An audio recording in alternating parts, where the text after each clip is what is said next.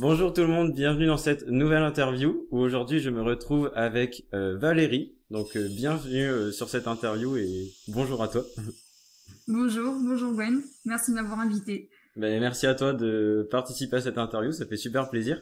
Tout d'abord je voulais te demander si tu pouvais te présenter rapidement ce que tu fais sur YouTube et sur Instagram, ce que tu fais comme vidéo, quel est ton but et ton message à propos de ta chaîne.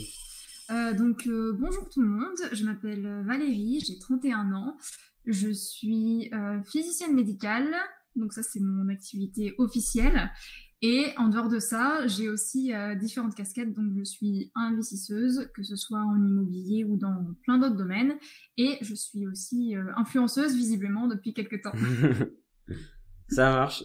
Du coup, je voulais te poser la première question, c'était combien as-tu de sources de revenus différentes? Parce que tu nous parles de l'immobilier, mais tu parles de beaucoup de sources de revenus sur ta chaîne, si tu pouvais nous développer un peu quelle source tu as. Du coup, j'ai environ actuellement, alors ça dépend comment on les catégorise, mais j'ai une petite dizaine de sources de revenus.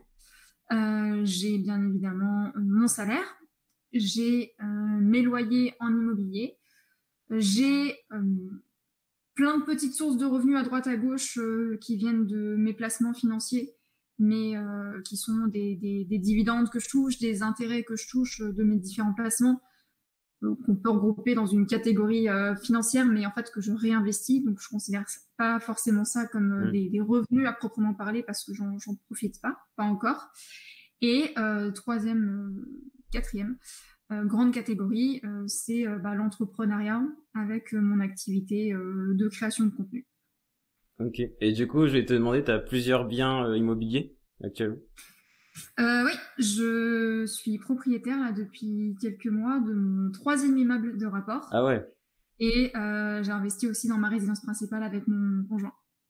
Ok, donc ça commence à faire un petit empire.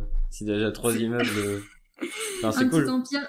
Ouais, j'ai acheté le premier en 2018, 4 appartements. Le deuxième en 2020, 4 appartements aussi. Et là, c'est 2 appartements, mais c'est plutôt deux maisonnettes avec des petits jardins à l'arrière. Donc ça me permet de diversifier par rapport à mes deux Hmm. premiers immeubles où c'est plus des petites surfaces, des studios, des petits T2. Et ouais, non, ça commence Et là, à bien faire. vous pensez continuer tous les deux à investir, enfin, à accélérer encore, ou vous pensez plutôt vous calmer Euh, pour les prochaines années? Bah du coup là, tous mes biens immobiliers dont j'ai parlé, mes 3 immeubles, bonjour, mon chat, tous mes biens immobiliers, je les ai achetés toute seule. Donc Ok. je suis endettée seule. Il y a que la maison qu'on a en indivision avec mon conjoint. Et ah oui, j'ai acheté un appartement au Mexique aussi avec des copains Hmm. il y a quelques mois. C'était une grande aventure ça aussi.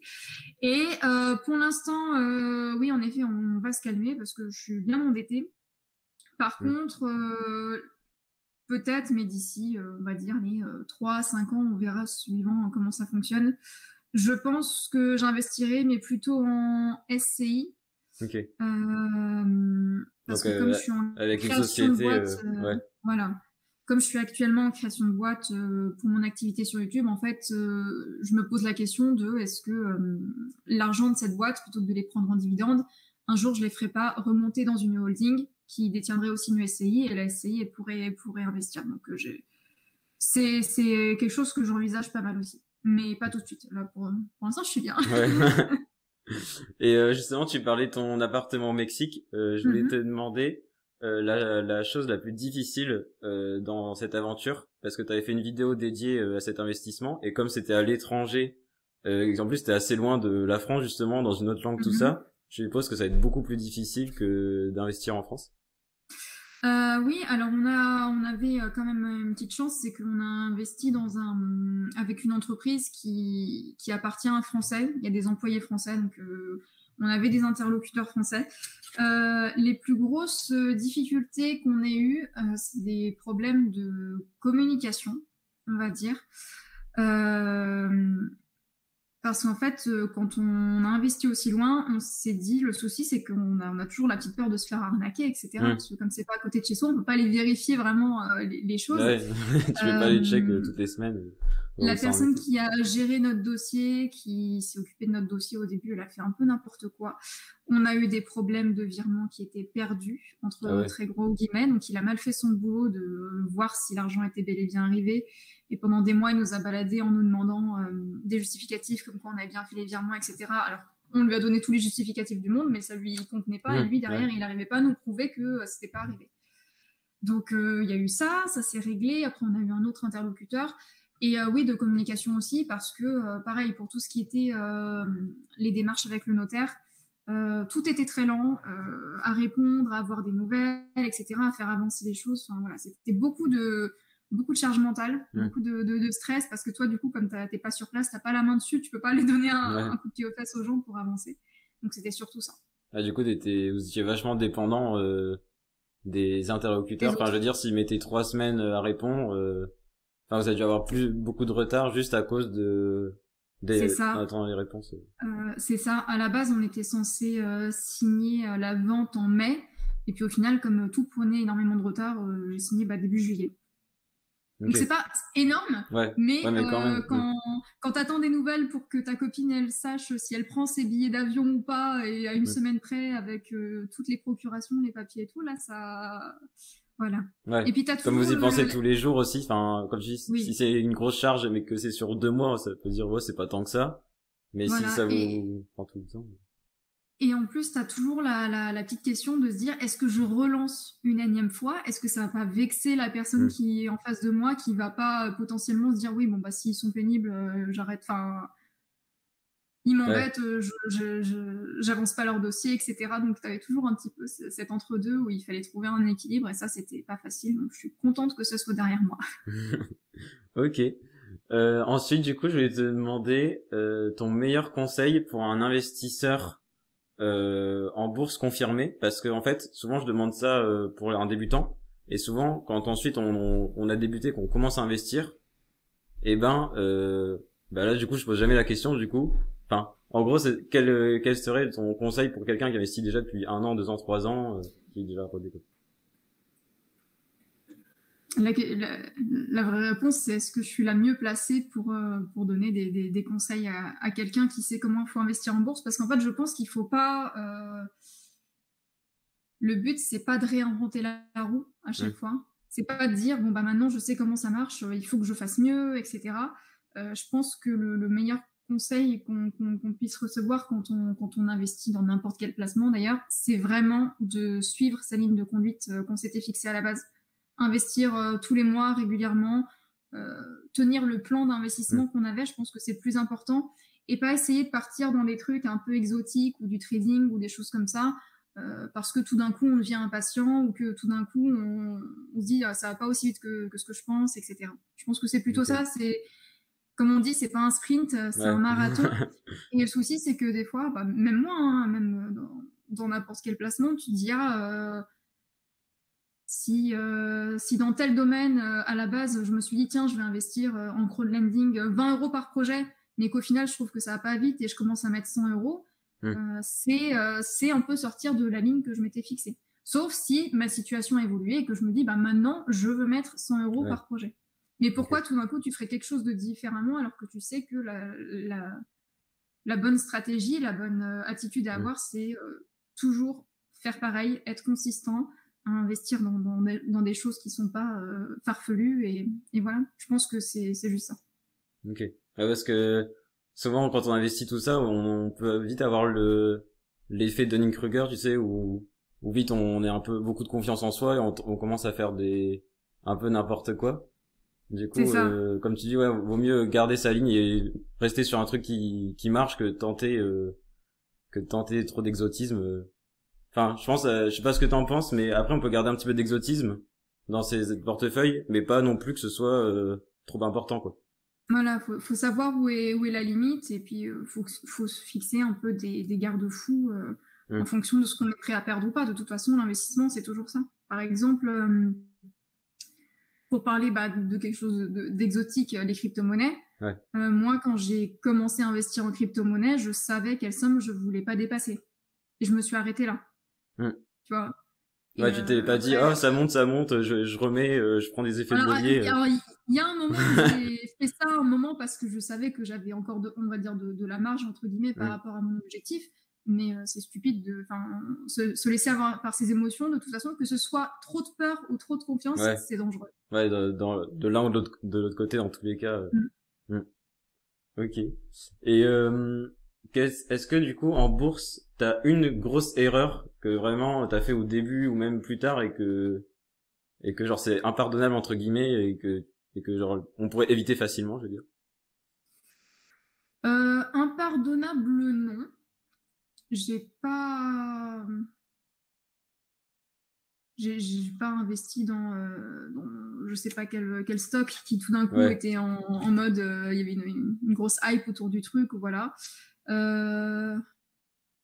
Qu'est-ce que j'aurais pu faire? Ah si, j'avais acheté à sa sortie Coinbase. Ah ouais. Quand ça avait été introduit en bourse, sauf que ça a piqué, après ça s'est cassé la figure, et ça s'est d'autant plus cassé la figure que la crypto s'est effondrée par la suite. Donc bon, bah, je vais les garder. Moi, je suis, alors c'est des stratégies personnelles. Après, moi, je suis quitte à se dire, l'argent que j'investis, je suis prêt à le perdre. Je suis plutôt favorable au fait de garder quelque chose qui marche pas, par exemple mes Hmm. actions Coinbase, Coinbase, ouais. plutôt que de les revendre à perte. Ouais. Parce qu'en fait, je me dis, j'ai perdu, mais si jamais dans 10-15 ans, tout d'un coup, Ça remonte, ouais. ça remonte, et à ce moment-là, je peux en sortir tranquillement en n'ayant pas laissé trop de plumes, voilà, je suis plutôt favorable à ça. Non, là, on va dire que oui, la plus grosse erreur, c'est vraiment tout au début quand j'ai commencé à investir, donc c'était fin 2019. Bah, du coup, j'avais un peu d'argent et j'ai commencé avec mon PEA, et du coup, bah, je suis pas allée progressivement. On va dire, j'ai commencé à Hmm. acheter plusieurs actions, j'ai diversifié sur plusieurs actions, mais j'ai mis beaucoup d'argent Ouais. en quelques jours, quoi, on va dire, plutôt que de dire bon bah allez De toutes les lycée. semaines j'achète un truc, voilà, ou tous les mois. Ok. Ouais, du coup, donc pour un investisseur qui débuterait, on pourrait dire donc par exemple comme erreur d'éviter de tout mettre d'un coup. Si on se dit ouais j'ai 1 000 euros, de tout claquer comme tu dis en 2 jours, 3 jours et pourquoi pas répartir sur une semaine, deux Voilà, semaines, un mois ou même plusieurs vaut mois. mieux généralement. Alors ça dépend, il y a certaines enveloppes d'investissement, par exemple certaines assurances vie ou des choses comme ça où tu dois mettre de l'argent à l'ouverture et Hmm. l'investissent en une fois. Mais par exemple après c'est des versements mensuels. Ou ça c'est mieux. Mais oui, si toi tu te dis je vais investir 1000 euros, faut pas le mettre en une fois. Faut peut-être le dire, moi je vais lisser un peu mon risque, je vais mettre 200 euros par mois pendant 5 mois, et puis après je continuerai avec d'autres versements. Ok. Et j'ai vu que sur ta chaîne tu parlais souvent d'une formation en immobilier. T'avais fait un live et tout. Où une fois t'en avais parlé longuement. Et c'est une formation que j'ai vu que tu recommandais plusieurs fois. Enfin, si je me trompe pas, il y a une formation en immobilier que tu recommandes plus que les autres et que t'es vraiment fan. Donc pour les personnes qui souhaiteraient se lancer, est-ce que tu pourrais nous en parler un peu de Alors, ce que c'est que tu fais? après, je les ai pas toutes faites, hein. J'en ai fait une. Ouais. J'en avais pas forcément besoin, mais entre guillemets, je me suis laissée avoir par la pub à force de regarder des vidéos. Et voilà, j'ai fini par la faire, et ça m'a beaucoup apporté, pas forcément sur les connaissances. C'est la formation de Christopher Van Gan. Ok. Donc j'en parle de temps en temps parce que je participe à des événements qui sont organisés par son équipe, etc. Et non, moi ce que ça m'a beaucoup apporté surtout, c'est la communauté. Hmm. Parce que je pense que c'est très compliqué d'investir en étant seul. Ne serait-ce que parce que tu as besoin d'échanger avec des gens qui ont fait, qui sont passés par les étapes par lesquelles tu es déjà passé. Tu as besoin d'apprendre des autres et de l'expérience des autres, des erreurs des autres surtout. Ouais. Généralement, c'est les galères des autres dont on apprend le plus, je trouve. Mais tu gagnes un temps de malade, quoi. C'est ça. Donc moi, c'est à ce niveau-là, ça m'a beaucoup apporté. Et puis surtout, ça m'a permis de rencontrer des gens qui sont super et qui sont devenus des copains aujourd'hui. Et voilà. Ok. Et du coup, pour apprendre l'immobilier et te former, t'as été passé. Parce que tu dis que là, c'est plus la communauté Ouais. qui t'a apporté des choses. Pour te former au niveau connaissance, t'avais fait comment du coup? Moi, en fait, quand j'ai découvert l'immobilier, à la base, je l'ai découvert sur YouTube. avec des pubs. Bah, du coup, j'ai eu des pubs Ah oui, de ouais. formateurs, de Christopher et d'autres personnes. Et en fait, l'immobilier, bah, le principe d'investir avec l'argent de la banque, etc., de toucher les loyers et que ça te paye, tu fais en sorte que ça te paye un peu toutes tes charges, c'est quelque chose qui m'a tout de suite attirée. Et en fait, ce que j'ai fait, tout simplement, c'est que j'ai dévoré tout YouTube. Ah ouais. Pendant un mois, j'ai regardé tout le contenu possible et inimaginable sur les calculs de rentabilité, comment tu montes ton dossier bancaire, etc., comment tu négocies, la fiscalité, comment ça fonctionnait, enfin voilà, Ouais, les t'as principes reconstitué toutes de les base. étapes. Voilà. Ouais. Et en fait, en quelques mois, enfin vraiment en un mois, j'ai tout vu. J'ai l'impression que j'ai tout vu, j'ai tout appris. Et en fait, moi après, je me suis lancée très rapidement avec mon premier immeuble. Et cette formation-là, au final, je l'ai achetée au bout d'un an, je crois. Enfin, un an plus tard, à l'été 2019. Et voilà, je me suis rendu compte au final que beaucoup de choses qu'il y avait dedans, je le savais déjà avec l'expérience. Mais on va dire, les formations, pour moi, je pense que c'est pas quelque chose qui est obligatoire. Enfin, de toute façon, c'est qu'il y a beaucoup de choses qui sont accessibles en gratuit sur Internet et que ça peut être un booster pour pas mal de gens, mais c'est pas une fin en soi. C'est pas parce que tu te formes gratuitement et toi-même que tu vas pas y arriver. On va dire que c'est une façon rapide d'avoir accès à de la formation de façon condensée et voilà. Ouais, t'as tout au même endroit et t'as pas besoin de chercher. Donc toi, par exemple, t'as été chercher plein de chaînes, t'as regardé plein de vidéos, t'as tout reconstitué dans l'ordre. Mais c'est pas parce que c'était gratuit que c'était des mauvais conseils et que ça t'a quand même aidé, quoi. C'est juste si tu veux aller plus vite et pas t'embêter, c'est mieux de prendre une formation. C'est ça. Après, enfin voilà, Puis après, franchement, t'as les livres aussi, t'as plein de façons d'apprendre finalement. je pense que c'est quand même intéressant de confronter plein de sources différentes et plein de points de vue différents. Le fait justement d'avoir du contenu gratuit, déjà ça te permet de recouper les informations, voir s'il n'y a pas des gens qui disent n'importe quoi. Ouais. Et si tu as un doute, le site des impôts, il est très bien fait hein, pour tout ce qui est question fiscalité, etc. Moi, j'ai beaucoup lu le site des impôts. Et en fait, t'as tout dessus, pareil. Donc, non, moi, je pense que c'est bien d'avoir plusieurs sources. Et même, comme tu disais, les livres, un livre, c'est quoi? C'est 20, 30 euros. Et tu as aussi énormément d'informations dedans. Et voilà, c'est un autre support. Il faut aimer lire. Mais au moins, tu peux prendre des notes, tu peux surligner, etc. Et faut juste choisir la façon avec laquelle on est la plus à l'aise. Ouais. Ok. Ouais. Et du coup, je voulais te demander, t'as pas eu peur quand t'as investi la première fois en immobilier? Est-ce que, comme t'es parti assez vite, tu t'es formé tout ça, tu t'es dit, ok, c'est bon, je passe à l'action, plutôt que d'attendre 6 mois, un an et d'hésiter? Et est-ce que t'as eu peur à ce moment-là? T'as senti un truc ou ça a été quand même Non, j'avais si j'ai senti un truc, c'était plutôt de l'excitation, on va dire. Parce que j'ai dit allez, je fais un truc, je saute dans le vide entre guillemets. Non, moi j'ai toujours été très rapide à prendre des décisions.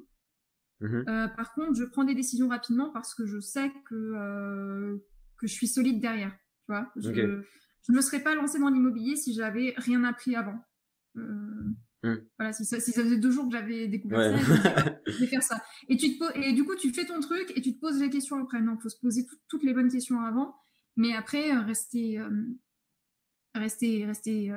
statique et rien faire et jamais se lancer. Ça, après, c'est plutôt une question de peur. Après, moi, je l'ai jamais caché. J'ai une très bonne situation financière. Je suis bien payée, etc. Donc, je savais que j'étais en capacité de le faire et que si jamais ça se passait mal, je pouvais assumer derrière. Ouais. Ok, ouais, t'es pas obligé de revendre à perte ou de... Enfin, en fait, tu t'es imaginé le pire scénario possible, tout ce qui pourrait avoir de mal, et tu t'es dit, si jamais pendant 3 mois j'ai pas de locataire, ça va pas tourner au cauchemar et je pourrais rebondir, quoi. Moi, je sais que j'ai trouvé des biens immobiliers qui prennent en valeur, qui ont pris en valeur. Donc ça, la perte de valeur, c'est pas quelque chose qui m'inquiète. Et si ça perd en valeur, je les revends pas. Enfin, ouais, comme tout à l'heure, ce que tu dis. Voilà. Et non, la pire des situations pour moi, c'est si jamais j'ai 0 locataire, est-ce que je peux payer le crédit? Oui. Donc voilà. Et après, plus j'ai acheté d'immobilier, maintenant j'ai 10 appartements, donc il y en a un qui est pas loué, qui sera en travaux pendant très très longtemps parce que c'est un gros morceau. Mais sur 9 appartements loués, sur 9 appartements, à aucun moment j'aurai 0 locataire. Ouais. Statistiquement, c'est pas possible. Ou alors, il y a vraiment quelque chose que je fais mal et il faut me remettre en question, il faut tout arrêter. Mais voilà, c'est plus tu as de biens immobiliers, plus tu as des chances d'avoir des logements vacants, 1, 2, 3, mais tous en même temps, c'est pas possible. Si tu fais les choses bien, c'est pas possible. C'est comme les SCPI, on voit, enfin c'est des milliers et des milliers de locataires, mais ils sont très résilients, même pendant la crise des 2008, tout ça, ça a bien résisté. Mais du coup, donc, par exemple, pour commencer, c'est mieux d'acheter plein de petits appartements ou un immeuble, comme tu dis, que d'investir par exemple dans une résidence de luxe et d'avoir qu'un seul locataire, parce que là, ce sera plus risqué, quoi. Si t'as genre 300 000 euros, t'as un peu de budget, tout ça, que tu veux faire des gros trucs. Ça dépend de la situation de chacun, mais moi, je regrette à aucun moment d'avoir acheté des immeubles parce que je suis totalement propriétaire de tout. Alors, si jamais il y a des travaux à faire, c'est moi qui assume tout toute seule, mais j'ai pas à m'embêter avec les copropriétaires. Ouais, ça c'est bien. Voilà, c'est moi qui gère. Je sais quand est-ce que je devrais faire réviser la toiture, je sais quand est-ce que je devrais refaire un coup de peinture dans les communs ou faire un coup de ménage. Ça m'arrive des fois de passer parce que j'ai un appartement en chantier et de faire un coup de ménage dans la cage d'escalier. Enfin voilà, t'as pas à te battre avec les autres propriétaires, les autres locataires, donc t'es tranquille, voilà. quoi. Et comme je te disais, bah, c'est sûr que par rapport à quelqu'un qui a un appartement, ou s'il n'y a pas de locataire, bah, il n'y a pas de locataire. Moi, déjà, sur le premier immeuble, ne serait-ce qu'avec 4 appartements, je pense que j'en aurai jamais 2 en même temps qui seront... Jamais plus de 2 qui seront libres en même temps, quoi. Ouais, sauf crise majeure, genre vraiment, il faudrait que les prix soient tellement élevés que... Mais du coup, dans ce cas-là, tout le monde sera en difficulté, quoi. Enfin, je veux dire... Après, tu t'adaptes aussi au marché. Si jamais demain, tout d'un coup, je sais pas, l'économie s'effondre et en fait, personne ne peut payer son loyer, bah tu te dis bah ok, bah du coup le loyer c'est plus 400, c'est 100 et voilà et ça remontera dans quelques années. Il faut s'adapter aussi à l'économie, mais surtout avant tout, faut aussi investir dans un endroit où ça vaut le coup. Moi, j'ai investi autour de chez moi parce que je trouve que quand on commence, c'est quand même plus simple d'être pas loin. Mais c'est plus rassurant aussi, comme tu disais. Parce que t'avais d'abord commencé par le Mexique et après près de chez toi. Là, c'est limite, ouais, tu cours avant de marcher, quoi. C'est un peu, enfin, Voilà, c'est, enfin, faut réussir à trouver la zone dans laquelle tu vas investir, une zone qui idéalement prend en valeur, où il y a de la demande locative. Si tu fais de la location longue durée, notamment. Après, la courte durée, enfin, il faut aussi prendre ces critères en compte. Si jamais ton but, c'est de cibler des gens qui font du tourisme, bah, faut qu'il y ait un truc à visiter, un château, des balnéos, des trucs, bah voilà. Et non, faut juste être sûr de soi. L'emplacement, ça reste le critère numéro 1 en immobilier. Si tu achètes au bon endroit, déjà, c'est 50% du travail, je pense. C'est clair. Bah, ouais, c'est une citation de Warren Buffett, je crois, ou je sais plus, tu sais, en immobilier, c'est emplacement, emplacement, emplacement, et en bourse, c'est diversification. Diversification. Et justement, là, tu parlais d'investir près de chez toi, et j'avais vu dans tes vidéos aussi où tu disais que maintenant, selon toi, il n'y a plus besoin d'être à Paris, forcément, pour avoir des bonnes opportunités, que ce soit dans l'investissement, ou même dans la vie professionnelle ou de tous les jours. Donc je voulais avoir un peu ton avis là-dessus parce que moi personnellement dans mon entourage j'ai l'impression encore qu'on dit qu'il faut aller à Paris, il faut monter à Paris si tu veux faire des trucs. Enfin j'ai l'impression d'entendre beaucoup ça. Du coup je voulais avoir un peu ton avis là-dessus dans cette interview. Moi je t'avoue que Paris ça m'a jamais fait rêver. J'ai toujours vu Paris comme un espèce de piège, une espèce de ville sensuelle qui te pompe ton énergie et ton moral. Et comme oui, je le disais dans la vidéo, si c'est pour gagner 500 € de plus par mois par rapport à un travail dans une petite ville, etc., ailleurs, mais qu'au final, tes transports, tu passes 2 heures par jour dans les transports et que tes transports ils te coûtent 300 € de plus par mois, est-ce que ça vaut le coup de gagner 200 € de plus par mois en absolu, passer 4 heures dans le bus. Mais voilà, passer 2 heures par jour dans les transports et être énervé, être fatigué, et que ta vie te coûte plus cher aussi parce que voilà, c'est un fait. Oui, le logement aussi, c'est un gros budget. Déjà, Ouais. c'est un gros budget quand t'as un salaire. Enfin, quand je vois déjà des gens autour de moi qui gagnent le SMIC galérer alors qu'on n'est pas dans une zone chère, je me dis mais comment font les gens quand ils sont en Quand ils région sont à parisienne, Paris, quoi. ouais. Enfin, c'est... Ils doivent aller super loin pour avoir un loyer abordable, quoi. Moi, je trouve que ça n'a aucun sens. D'autant plus qu'en fait, comme tout le monde veut monter à Paris, il y a il y a plein de gens qui veulent bosser à Paris, mais du coup, il n'y a plus personne qui veut bosser dans les petites villes, alors qu'il y a énormément d'entreprises qui cherchent aussi. Donc, c'est pas évident de se faire rencontrer les deux, les gens qui cherchent le boulot et les entreprises, parce qu'ils n'ont pas forcément les mêmes canaux de recherche. Toi, si tu es à Paris, tu vas pas forcément te dire, tiens, à Tours, je sais pas, Ouais, ouais. il faut que je regarde les boîtes qui cherchent des ingénieurs à Tours, si tu es ingénieur. Enfin, faut se poser la question. Mais en fait, moi, tous mes copains qui sont dans des petites villes, etc., ils s'éclatent. Ils s'éclatent. Ouais. Bah après, ouais, c'est en fonction des choix de chacun, mais comme tu dis, si on n'aime pas Paris, on n'est pas obligé de se forcer à y aller. Enfin, si on cherche bien, on peut trouver. Enfin, même si on cherche tout court, on peut trouver des opportunités Il y partout a en des France, gens quoi. qui sont, ouais, il y a des gens qui sont très attachés à Paris, Bordeaux, Lyon, etc. Pour ceux qui ne le sont pas forcément parce qu'ils n'ont pas leur famille là-bas ou qu'ils n'ont pas ou qu'ils estiment qu'ils n'ont pas besoin de sortir tous les week-ends dans la rue principale, faire du shopping, etc. Ou d'aller au cinéma. Enfin voilà, moi j'ai un cinéma chez moi aussi, il est très bien. Enfin, voilà, Ah bon, tu dois pas pense... faire 200 kilomètres pour aller au cinéma? Non, mais je rêve. C'est provinciaux. Non, non, mais voilà, c'est ce que je dis, c'est qu'il y a des choses à la campagne aussi, il n'y a pas que des vaches. Et il faut sortir un peu de chez soi aussi, il faut regarder du pays. Moi, au contraire, quand j'ai trouvé mon emploi après mes études, j'ai trouvé dans une petite ville, du coup, je connaissais pas, mais je me suis dit, bon, bah tiens, je vais aller voir. Et en fait, on a passé un week-end avec mon chéri, on m'a dit, mais c'est trop bien. Enfin, Et en fait, tu te rends compte que, bah ouais, mais non, il y a deux, trois rues, il y a que des restaurants, des bons restaurants, il y a des bars, t'as un petit centre commercial, t'as une rue commerçante, enfin, t'as tout ce qu'il faut, t'as la piscine, la patinoire, le lac, et t'as la nature autour, tu peux sortir loin, de chez toi, et tu payes pas 2000 € par mois pour ton loyer ou ta maison. Mais pareil, parce que même pour investir en IMO, à Paris, faut déjà avoir un gros budget dès le début, donc C'est un gros budget. Après, c'est plutôt pour les gens qui veulent faire du patrimonial, parce que généralement à Paris, sur des longues périodes, tu sais que ça monte, parce que tout le monde justement voudra toujours habiter à Paris, elle est la capitale et tout. Mais du coup, c'est patrimonial, c'est pas pour faire du cash flow. Okay. Notamment parce que tu as les loyers qui sont encadrés par les municipalités, que ce soit Paris ou d'autres villes. Mais en plus, ouais, du coup, t'as des sortes de lois et tout. Par exemple, pour le court terme où tu peux faire que 90 jours pour pas concurrencer avec les hôtels, tout ça. Donc, enfin, c'est pas mal réglementé aussi. Enfin, je pense plus à Paris dans les grandes villes que dans les plus petites, quoi. Ok. Et du coup, je vais te poser une dernière question sur plus ta vie professionnelle et d'entrepreneuse.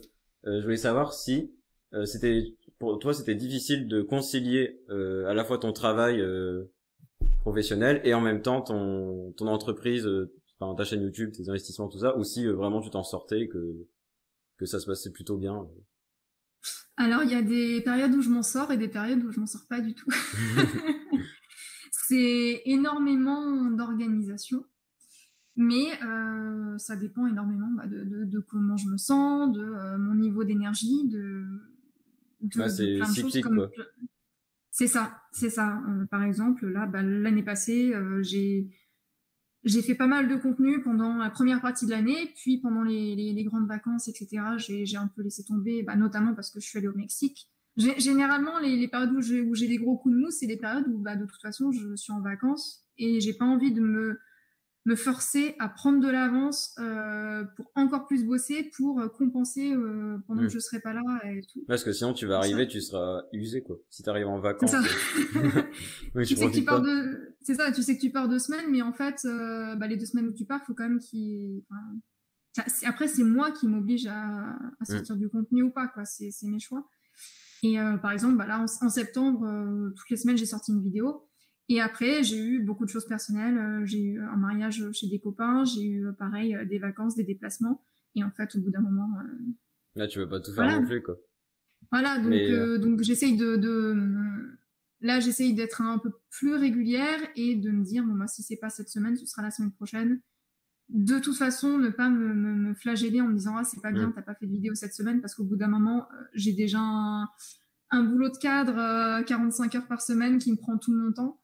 Et quand tu sais qu'une vidéo YouTube, entre les recherches, l'écriture, le montage, etc., c'est 35 heures globalement. Je peux pas bosser 80 heures par semaine, plus les investissements. Après, faut Bah oui, ouais, rajouter c'est tout pour ce que je fais ça. à côté. Et plus ta vie normale, enfin Oui, juste la vie. dormir, ouais, voilà. Manger, dormir, accessoirement. Enfin voilà, au bout d'un moment, je peux pas faire ça tout le temps.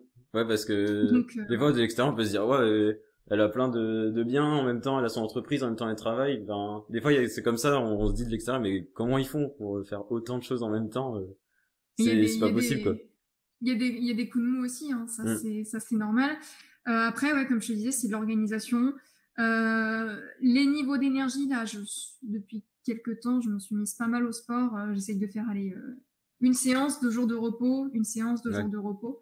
Enfin, donc ça fait une séance tous les 3 jours, quoi. Ouais, voilà. Donc ça m'aide pas mal à canaliser les niveaux d'énergie. Et bah, en fait, c'est très bête, mais le fait d'avoir passé 30 ans, tu les sens. Ah ouais? Je l'ai senti, vraiment, je l'ai senti. Là, tu vois, ça fait 2 ans que je suis au-dessus de 30 ans et ouf. Et en fait, je me suis rendu compte que bah, vieillir et voir que, oui, en effet, quand t'as 20 ans, entre 20 et 29 ans, t'es au meilleur de ta forme et qu'en fait, une fois que t'as passé 30 ans, va falloir bosser pour garder ton corps en bonne santé. Ouais.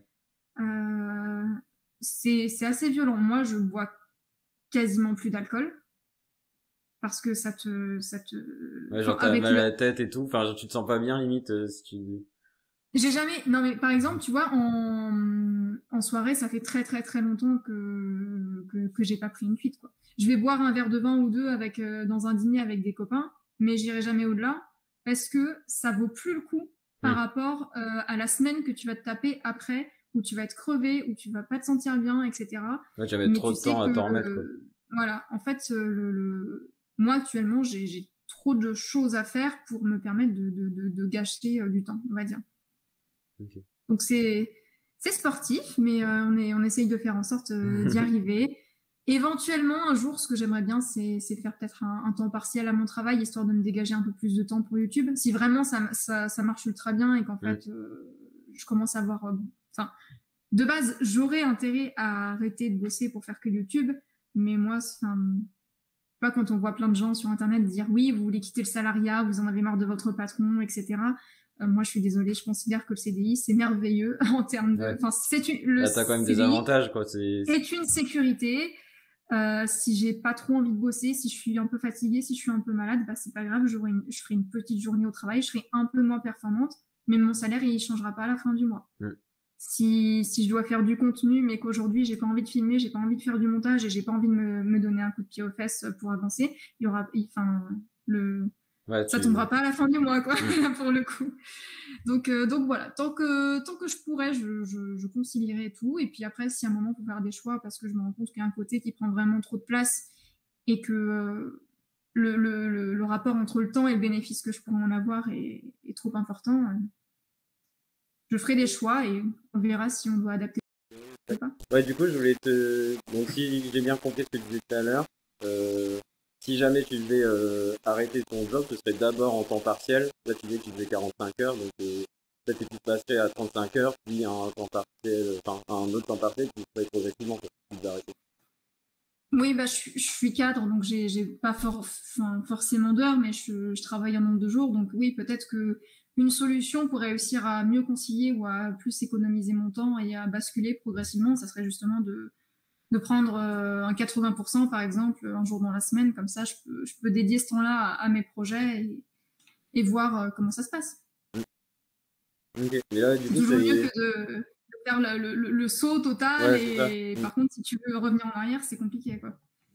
Pas le temps de voir, mais si jamais tu quittes tout d'un coup, tu vas aller après rechercher un CDI ailleurs, refaire tes preuves dans une nouvelle entreprise ou demander à l'ancienne de te reprendre. S'il vous plaît. C'est jamais bon de revenir comme ça, donc... Ouais. Et du coup, en fait, là, c'est bien parce que du coup, à la fois, tu as les avantages du CDI, Donc, c'est-à-dire que si jamais tu tombes malade, tout ça, comme tu cotises pour le chômage, après tout ça, et en même temps, tu as l'avantage de l'entreprise, c'est-à-dire que si tu veux travailler plus et que tu arrives à faire plus de conduire plus de gens, tu peux avoir plus de revenus, et du coup, tu arrives en fait à cumuler les avantages de chaque fête. C'est ça. Après, je cumule les désavantages aussi. Ouais, Par exemple, tu vois, pour mon activité sur YouTube, etc., là, je suis en statut auto-entrepreneur, mais du coup, je paye des cotisations sociales alors que j'ai déjà une protection sociale avec mon emploi. Donc, ouais, voilà, je me fais aussi beaucoup taxer, mine de rien. Ouais. Ça marche. Bah, du coup, merci beaucoup pour cette interview, Valérie. Merci. Je voulais juste, du coup, que tu nous dises où est-ce qu'on peut te retrouver. Donc, tu nous indiquer ta chaîne YouTube ou ton compte Insta. Yes, alors du coup, vous pouvez me retrouver sur YouTube, sur ma chaîne qui s'appelle Valérie. Si jamais vous ne trouvez pas Valérie directement, tapez Valérie Argent et vous allez forcément tomber sur ma petite tête blonde. Et sinon, j'ai également, de façon un peu plus anecdotique, un compte Instagram qui s'appelle Miss_Valérie_BL, mes initiales, où c'est plus un compte personnel qu'un compte professionnel, entre guillemets. Mais voilà, je mélange un petit peu plus, je partage un petit peu plus des moments de ma vie et un petit peu de contenu aussi orienté finances personnelles et investissement, mais c'est plus perso, on va dire. Ça marche. Bah, du coup, de toute façon, les liens seront dans la description, donc pas de panique si vous ne trouvez pas. Vous pourrez trouver quand même, enfin, c'est pas grave. Du coup, bah, bonne journée tout le monde. Merci encore à toi Valérie et bonne journée également. Et puis bah, n'hésitez pas à aller faire un tour sur ta chaîne ou sur ton compte Instagram parce que ça vaut le coup. Voilà. À bientôt, salut. Merci Gwen, salut.